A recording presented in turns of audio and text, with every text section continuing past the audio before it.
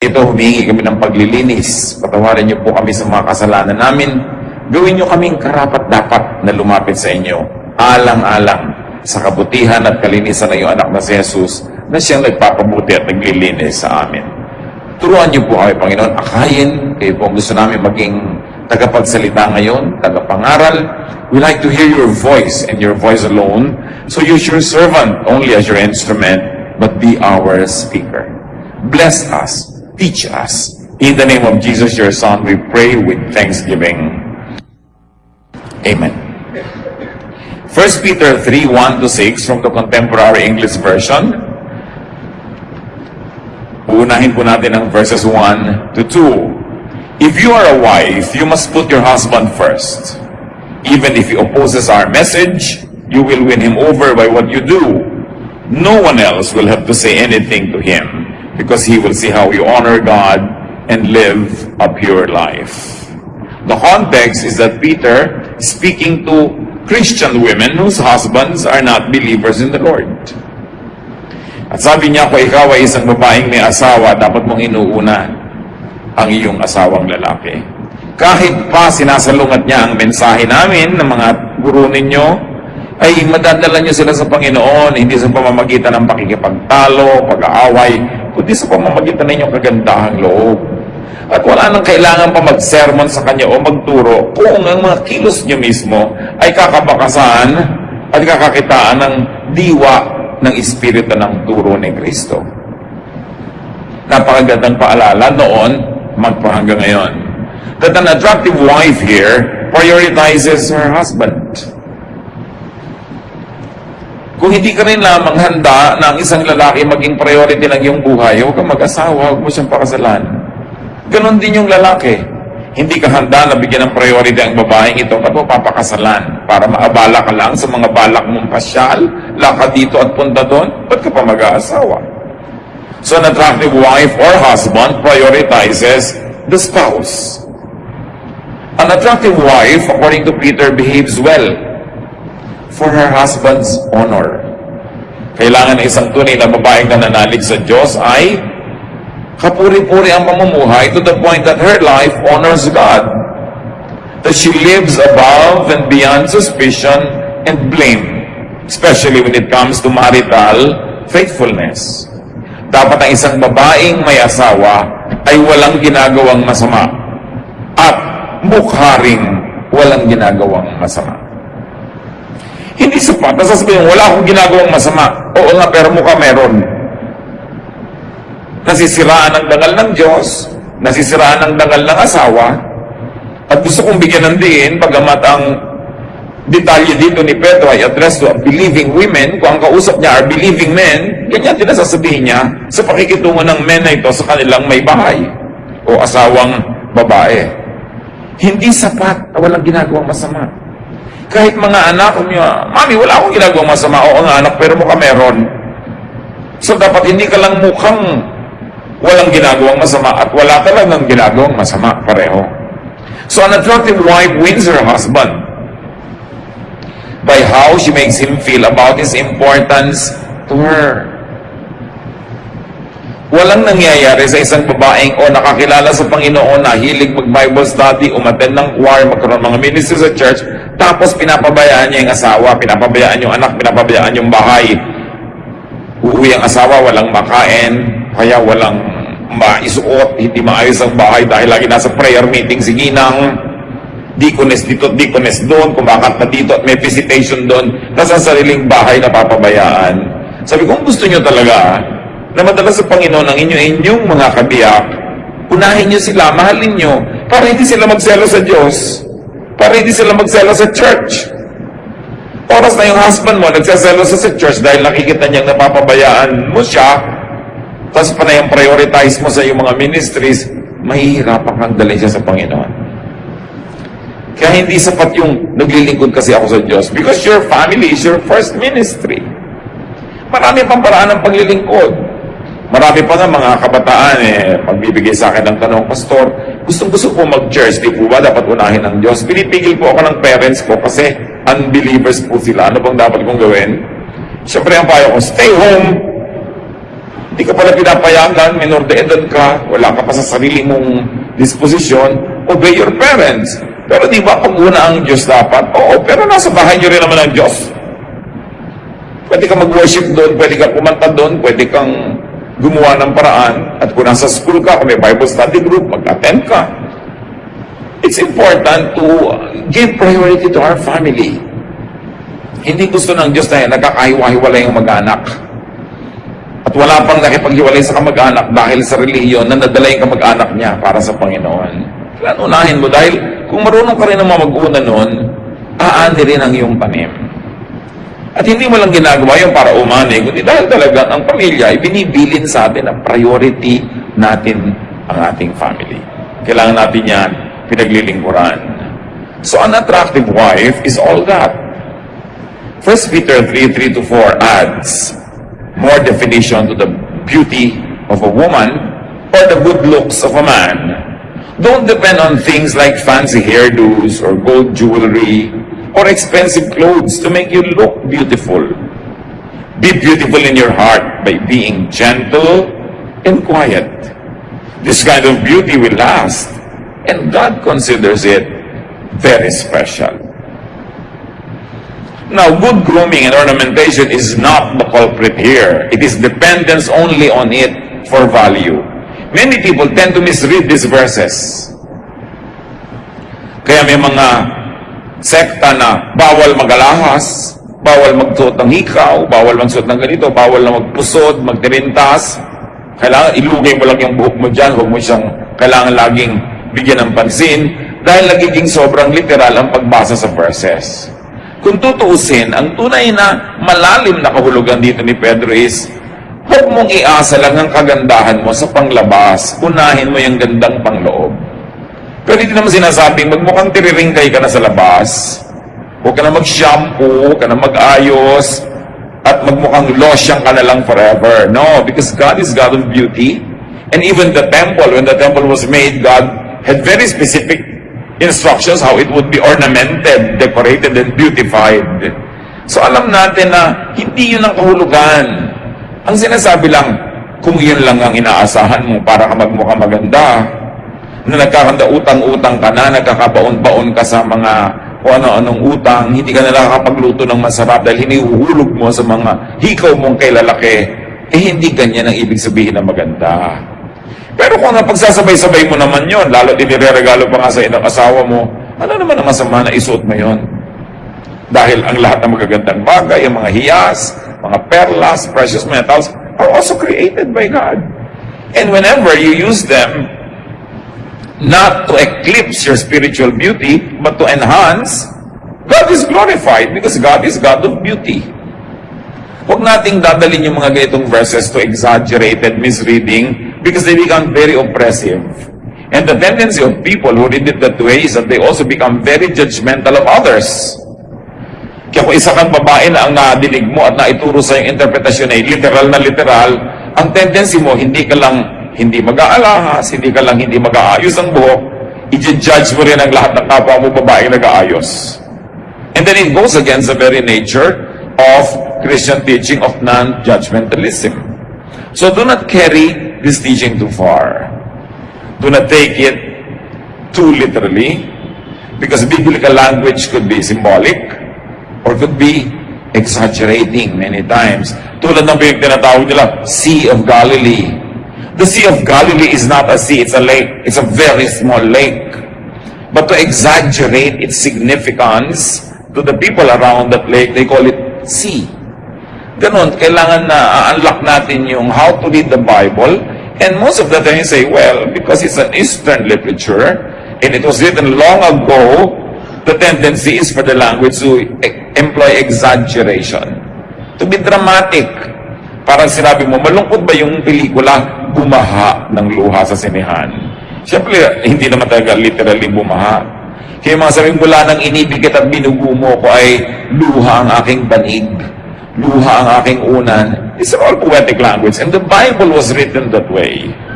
So huwag natin siyang babasahin at i-apply to very absurd proportions that we become enslaved, trying to follow it to the letter in a very, very oppressive way.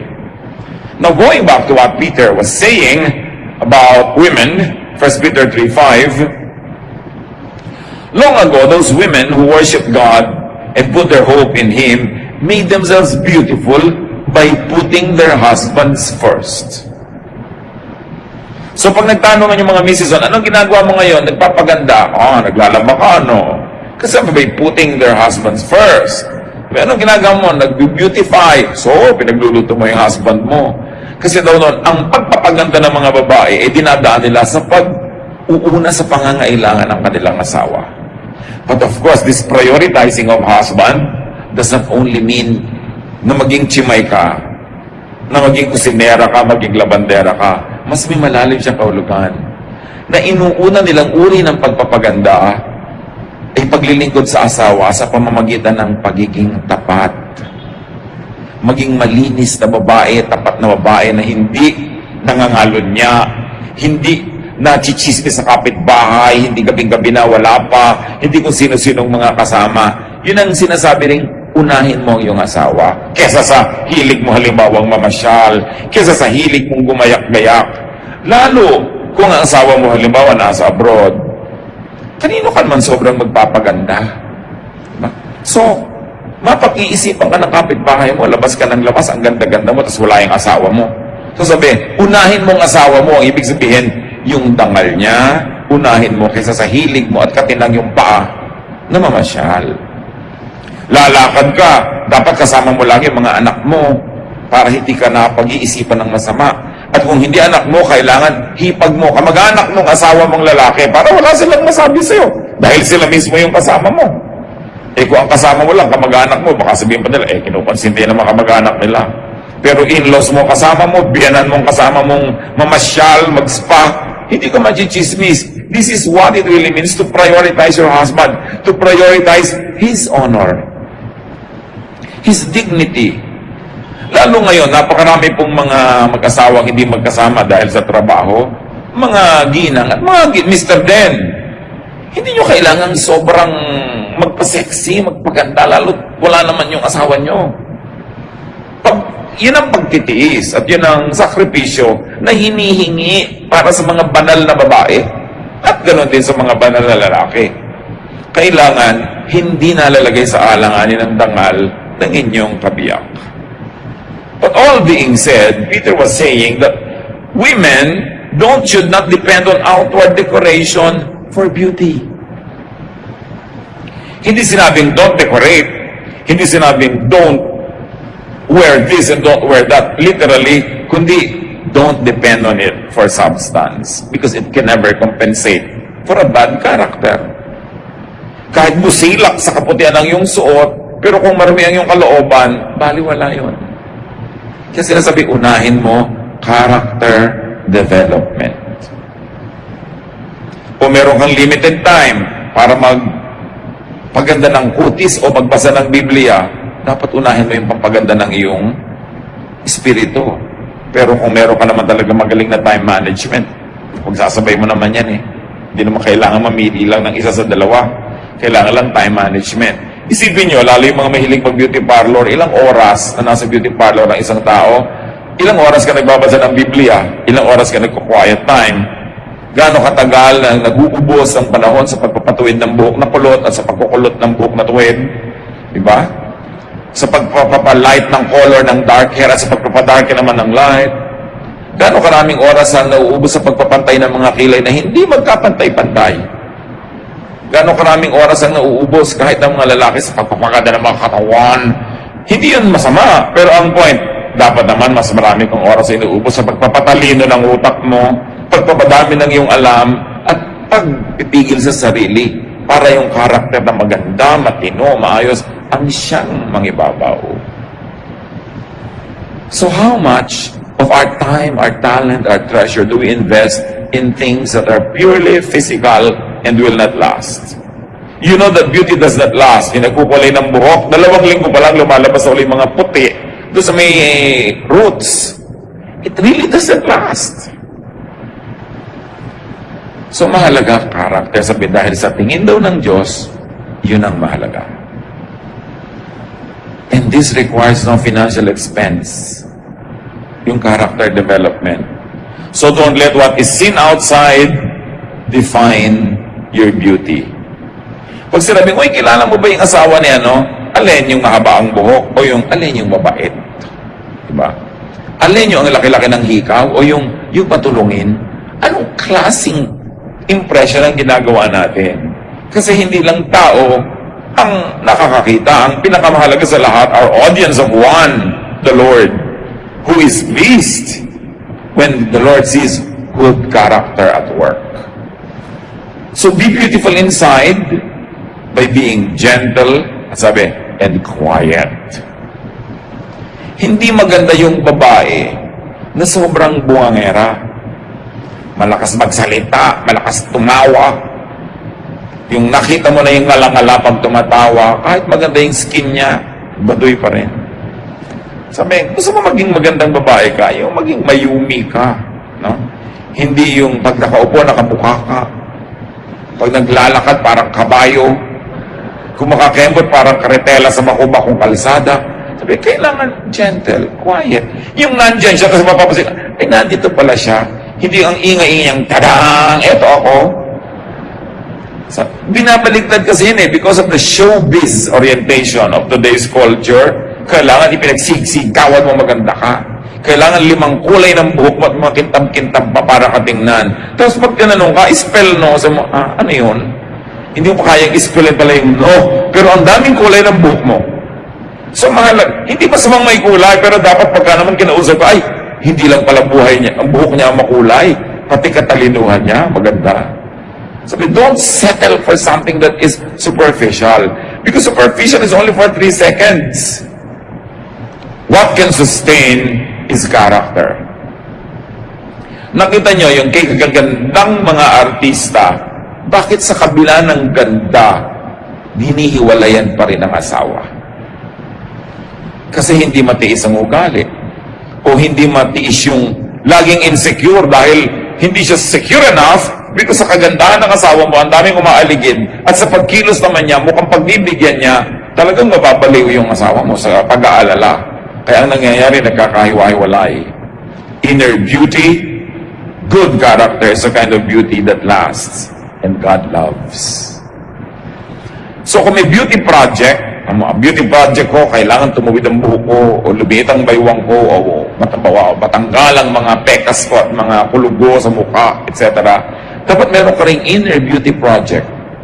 Babawasan ko ang kadaldalan, babawasan ko pagchismis, babawasan ko pag-iisip ng masama, mas magiging mabuti akong asawa at ina o ama. Yung inner beauty project. Outer or outward beauty is temporary. It is costly. It's high maintenance. Ang buhok, pag sinunod mo yung arte, hindi na lang sapat ngayon na ginugupit. Kailangan sina shampoo, kino-conditioner, may leave-on conditioner pa, may highlight pa yan. At ang buhok, pati ngayon, ay nire-relax na rin. Dahil stressed ang buhok. Nagtataloko kayo sa mga advertising para lahat ng pera nyo mapunta doon, tapos ang ulam nyo, 3 dilis. Hati-hati kayo anak sa dilis, mahal magpa-straight ng buhok ha. Tapos pag yung ulo mo, nahihilo ka tuloy. Hindi na pinagpapapaniwalaan dapat yung mga nakikita nyo na computer-enhanced advertising.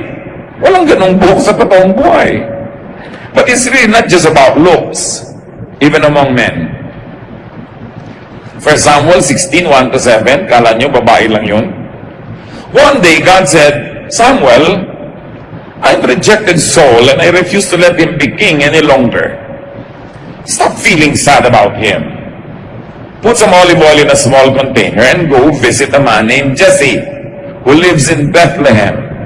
I've chosen one of his sons to be my king.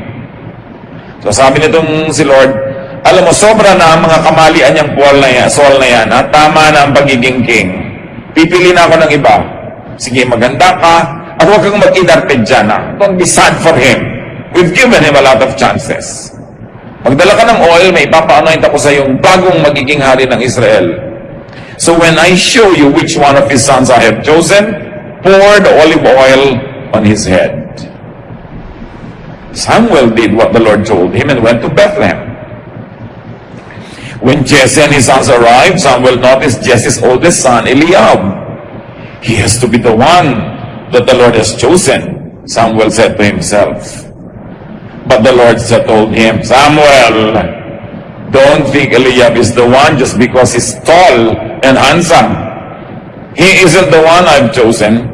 People judge others by what they look like, but I judge people by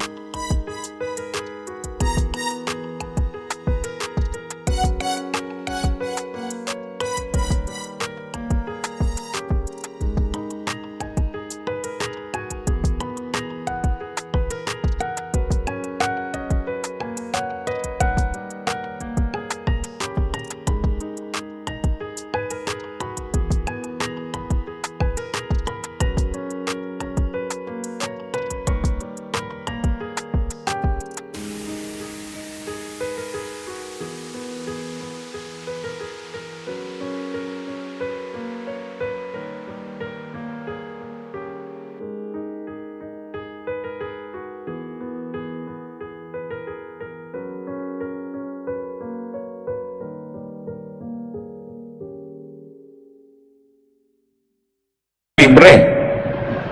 Pero nagbabayad ng 600 para ito with the 1970s, very early 70s, yung pelikula ni Franco Zeffirelli, Romeo and Juliet, si Olivia Hussey. Pagkaganda-gandang babae. Nakakila pa yung pelikulang yan, Romeo and Juliet. Eto na siya ngayon. Huwag kayong tumingin sa katabi nyo, hindi siya si Olivia Hussey. Si Leonard Whiting, yung Romeo, ganito siya noon. Ngayon, ganun. Hindi naman nila kasalanan. Dahil ito, umandar ang edad eh. Gravity work, indeed, its part. At lahat ng maganda, magkakaganyan din.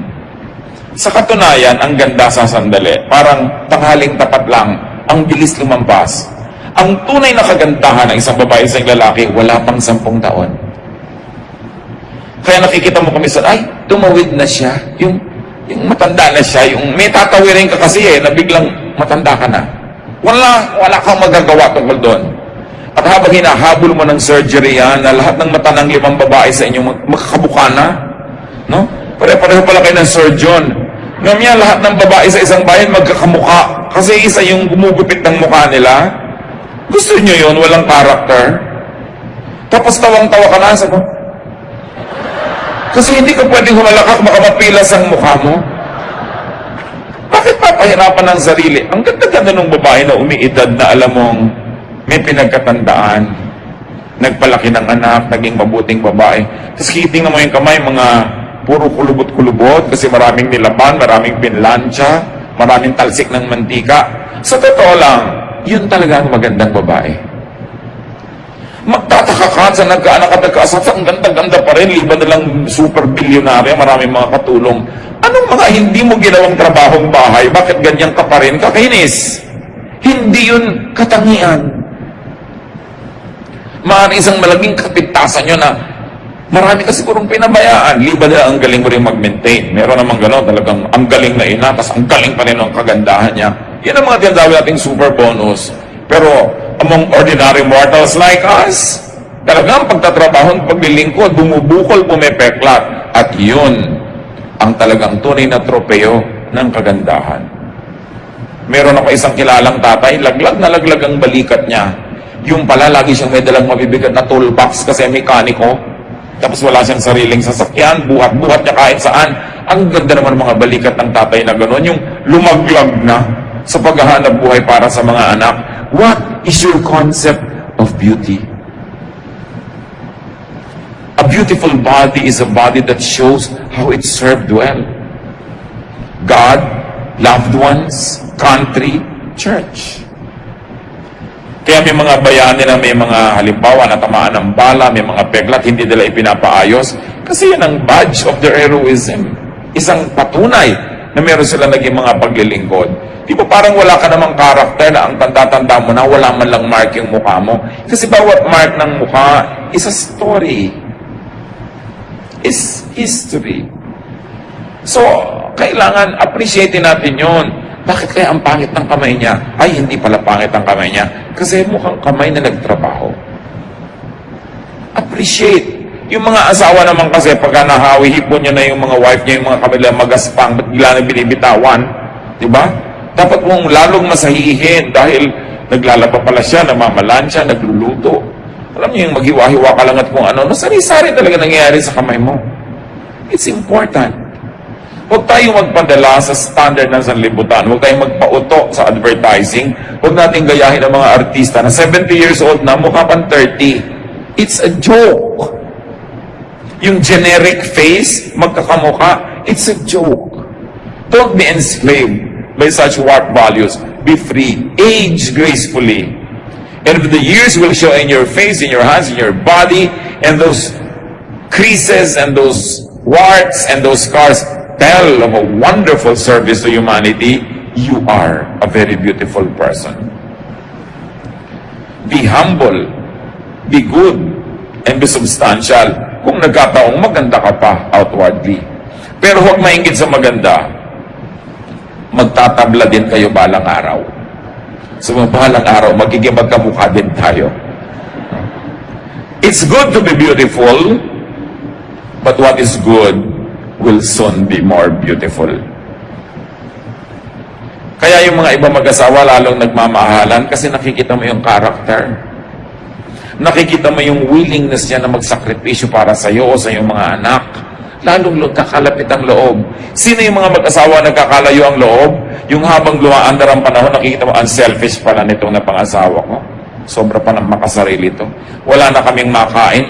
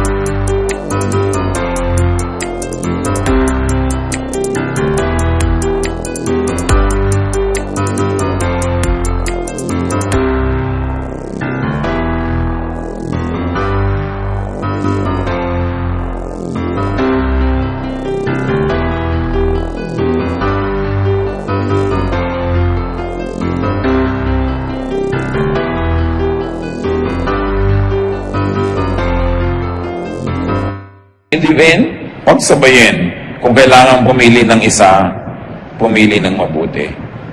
Always prioritize character. And always prioritize the honor of your spouse more than what you itch to do. That is what it means to prioritize our families. And that is high worship. That is pure religion. To be very good to your spouse, to your children. God loves you. Ama namin, pakasuriin niyo po kami, Panginoon, kung nadadaya kami kumisan ang sanlibutan. Well, we know that it is good to have good grooming, to be neat, to be presentable. Teach us where it should end. Turuan mo kami, Panginoon, na magbigay ng hangganan sa pagiging sobrang makalupa at makakatawan lang. Ganon din turuan mo kami, Lord, sa pag-appreciate ng aming kapwa, na mas pahalagahan naming tingnan ang ganda ng kanilang ugali at pagkatao kaysa panglabas lang. Huwag kaming marahuyo, Panginoon, huwag kaming madaya at malasing sa nakikita ng mata. Na pati ang propetang si Samuel ay muntik ng madaya nung makakita siya ng matangkad at magandang lalaki. Akala niya yun ay yung choice niyo.